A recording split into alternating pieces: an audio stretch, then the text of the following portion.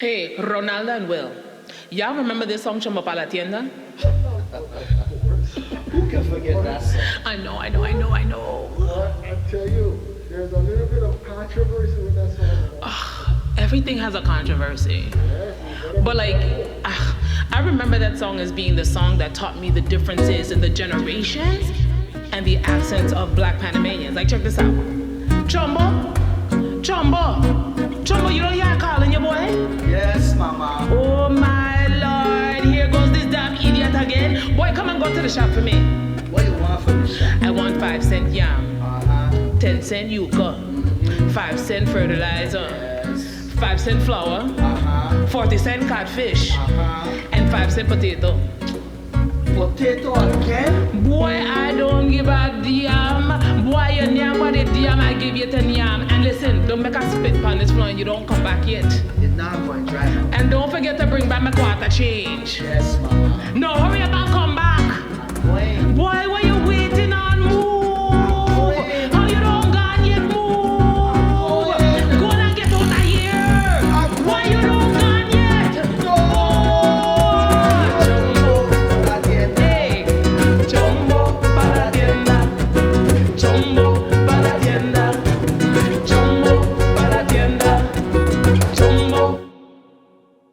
As like the kind of music that I remember in Panama culture, one of them is Chombo Pa La Tienda.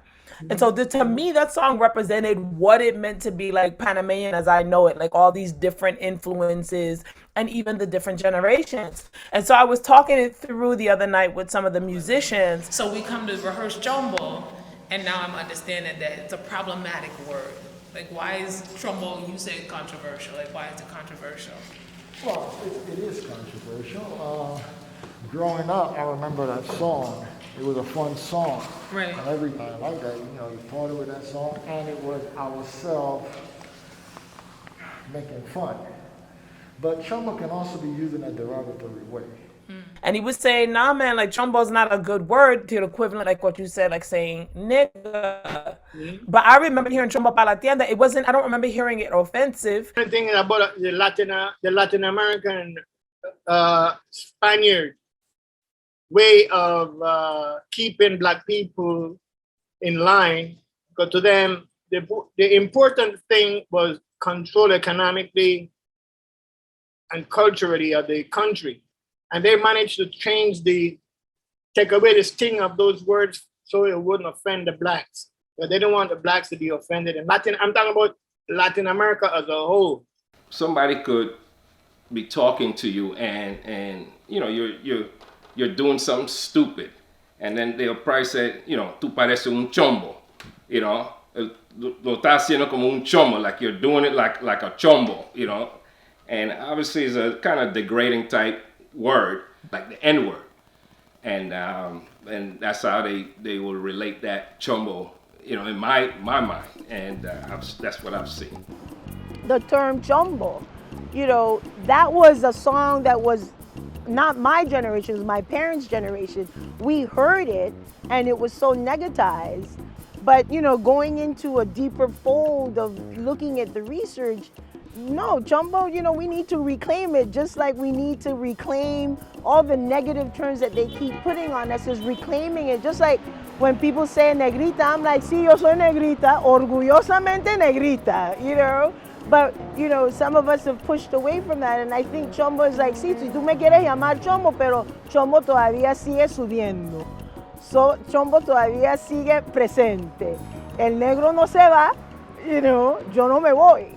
Because I specifically remember, like, my Rolando, my grandfather, I call him my grandfather, he would say things like negrita or chombita, which he was a loving man.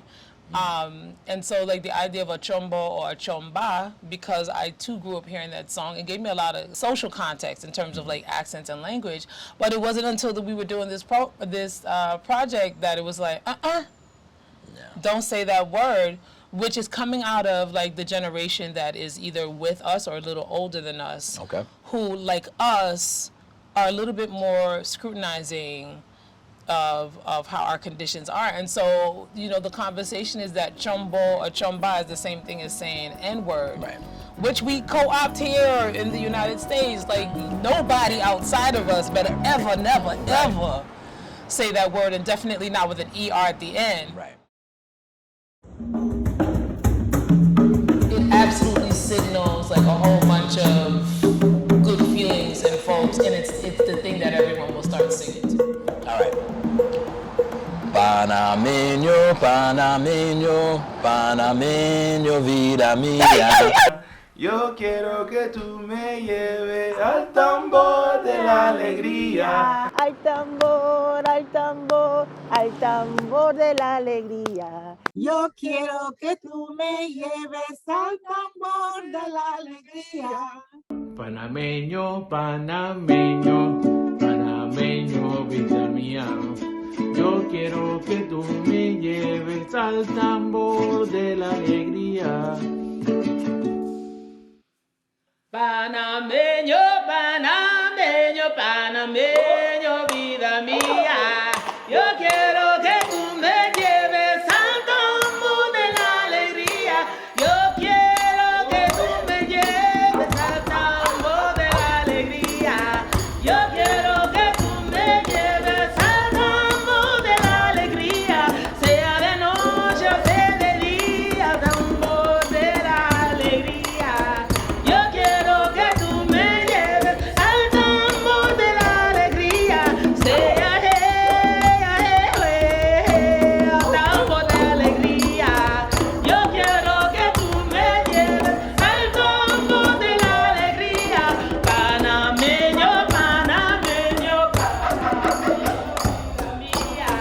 Yo quiero que tú me lleves al tambor de la alegría. Yo quiero que tú me lleves al tambor de la alegría. Yo quiero que tú me lleves al tambor de la alegría.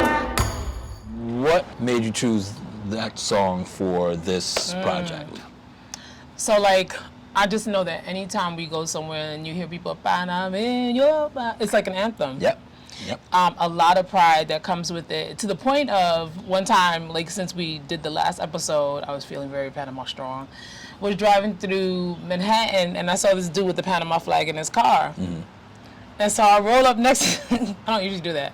I roll up next to the car and I'm like, Panama. He's like, hey! So choosing that song, I just realized that it's, it absolutely signals like a whole bunch of good feelings in folks, and it's the thing that everyone will start singing to. You know, you hear that song, you automatically think of the women with the polleras, and they're doing the dance, and Absolutely. the hats, and the Absolutely. guayaberas. It definitely evokes, you know, Panama in a certain image. Right. You know, but the thing, at least for us, is that image, as always, is very specific. Right. And I think part of what we're trying to do with this project Absolutely. is broaden what that image of Panama Right. and Panamanians Right. are. Yeah, that song, it celebrates Panama. It celebrates Panama's European and colonial history. But to me, the drumbeat celebrates Panama's Africanism. But it's not presented as such, right?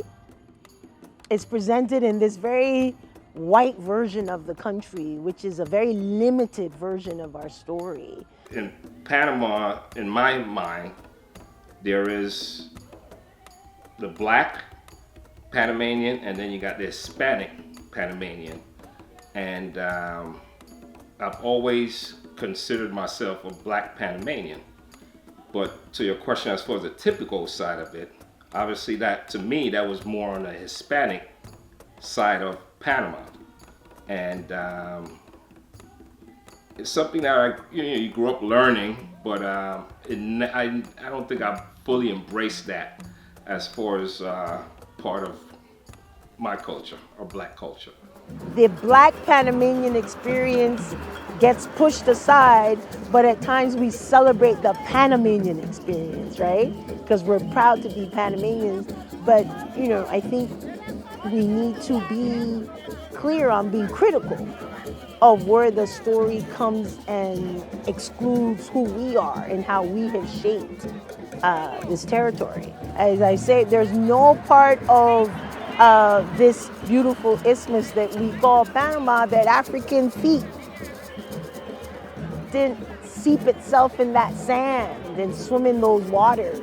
You know, we are Panama. We are the fabric of what makes Panama the rich culture community that it is. I was not really aware that there was an African presence prior to the building of the canal.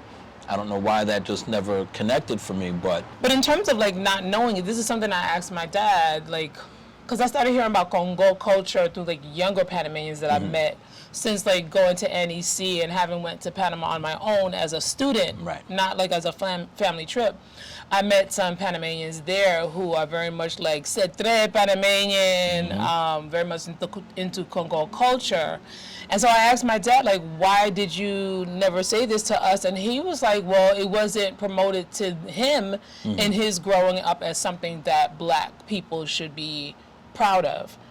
And so it was this culture, it was this set of people, you know, and I'm sure there are many ways to tell this story. I'm just saying in the way that I had the conversation with my father, that as he was growing up, he was taught to kind of look down on it.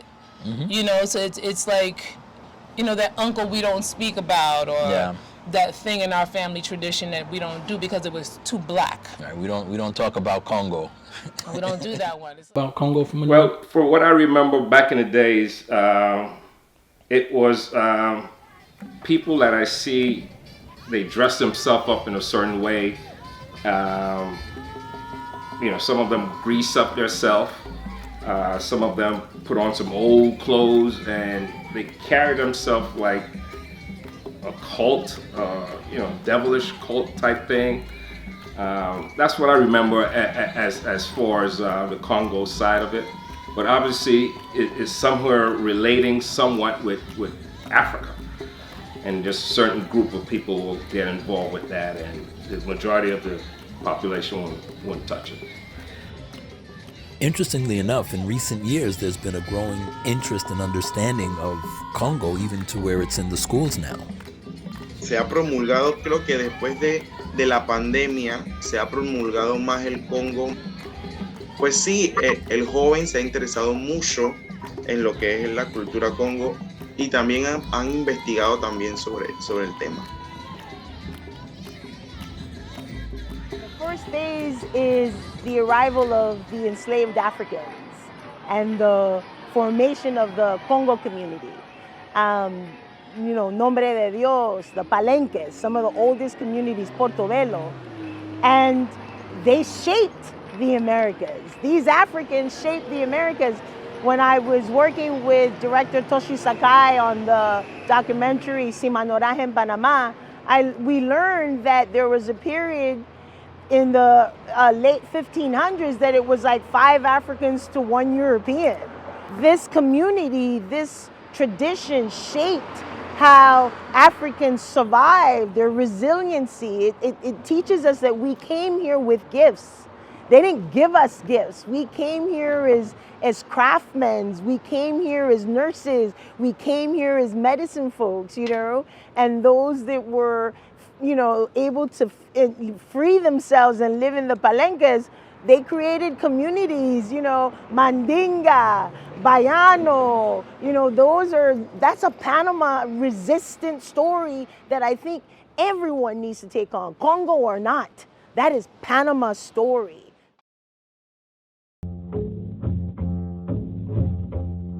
Panameño, panameña.